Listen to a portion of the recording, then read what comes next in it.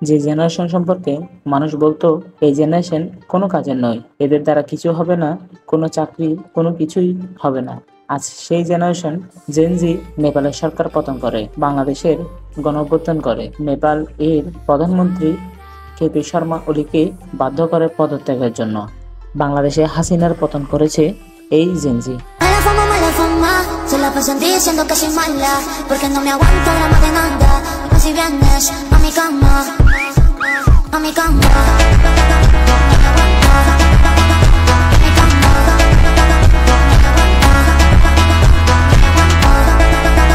no me aguanto.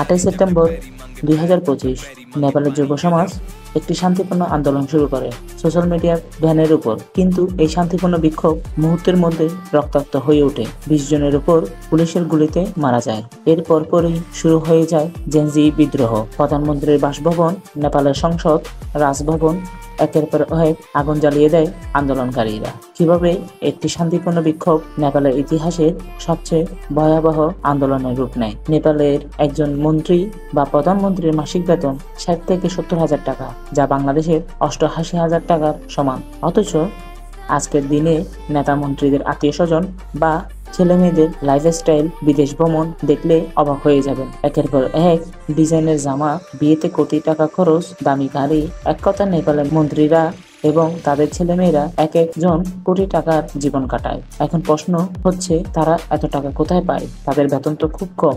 এর উত্তর হচ্ছে দুর্নীতি, কারাপশন।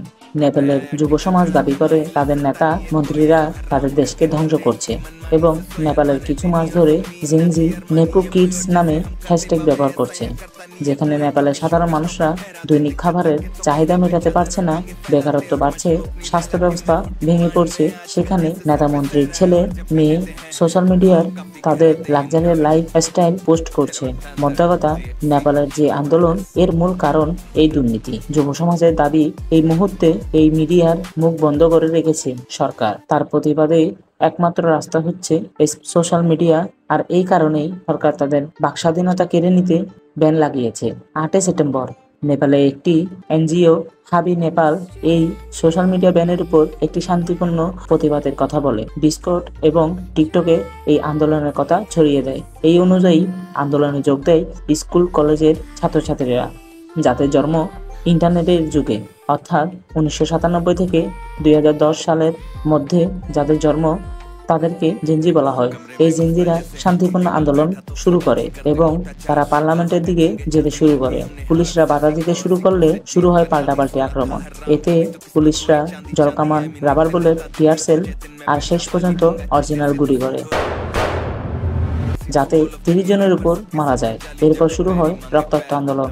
একের পর এক সরকারি বিল্ডিং এ আগুন দেয় আন্দোলনকারীরা। এতে নেপালের প্রধানমন্ত্রী পদত্যাগ করতে বাধ্য হয় এবং সাবেক প্রধানমন্ত্রীর বাড়িতেও আগুন ধরিয়ে দেয় আন্দোলনকারীরা। আগুনে পুড়ে সাবেক প্রধানমন্ত্রীর স্ত্রী মারা যায় এবং এতে আবারও স্বাধীন হয় নেপাল। আর এই জেনজি এরকমই শ্রীলঙ্কা, নেপাল, বাংলাদেশকে দ্বিতীয় স্বাধীনতা এনে দিয়েছে, করে গিয়েছে জেনজি ইতিহাস। আজকের মতো এই পর্যন্ত। হিস্ট্রি অফ লাইফের পরবর্তী ভিডিওগুলোতে আবারও বইয়ের পাতায় না পড়া ইতিহাস নিয়ে আলোচনা করব। পরবর্তী ভিডিও দেখার আমন্ত্রণ জানিয়ে আজকের মতো বিদায় নিচ্ছি। আসসালামু আলাইকুম। Mala fama, se la pasan diciendo que soy mala, porque no me aguanto drama de nada.